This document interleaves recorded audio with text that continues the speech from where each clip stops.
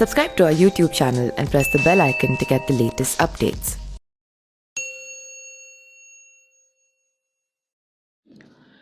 आगरा जिले के फतेहाबाद विधानसभा सीट से समाजवादी पार्टी की उम्मीदवार रूपाली दीक्षित की इन दिनों खूब चर्चा हो रही है।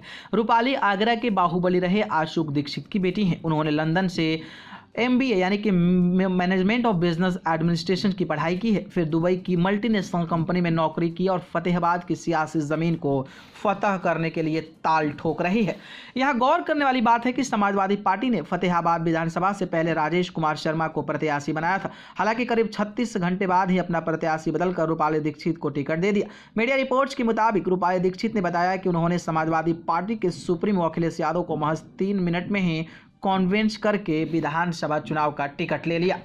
रूपाली के पिता समेत उनके परिवार के 4 लोग हत्या के एक मामले में उम्र कैद की सजा काट रहे हैं। परिवार के 4 लोगों को मिली इस सजा के बाद ही रूपाली 2016 में फतेहाबाद लौटे। इसके बाद उन्होंने सियासत में कदम रखा और अब समाजवादी पार्टी के टिकट पर फतेहाबाद सीट से चुनाव लड़ रही हैं। 75 वर्षीय अशोक दीक्षित को साल 2015 में सरकारी स्कूल के एक टीचर सुमन यादव की हत्या का दोषी ठहराया गया। साल 2007 में हुआ यह हत्याकांड काफी सुर्खियों में रहा था, जिसमें दीक्षित परिवार के 3 लोगों को उम्र कैद की सजा सुनाई गई। उधर रूपाली पुणे के सिम्बियोसिस इंस्टीट्यूट से ग्रेजुएशन करने के बाद 2009 में इंग्लैंड चली गई थी। वहां कार्डिफ यूनिवर्सिटी से उन्होंने पोस्ट ग्रेजुएशन किया और दुबई में उनकी अच्छी नौकरी लग गई।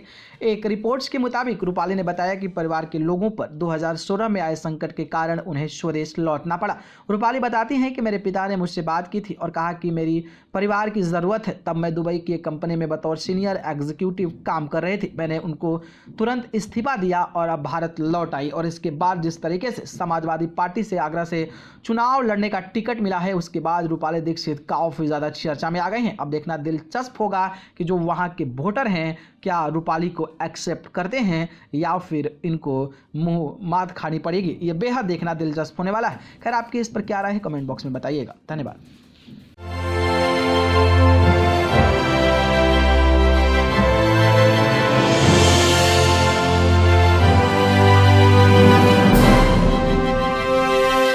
Subscribe to our YouTube channel and press the bell icon to get the latest updates.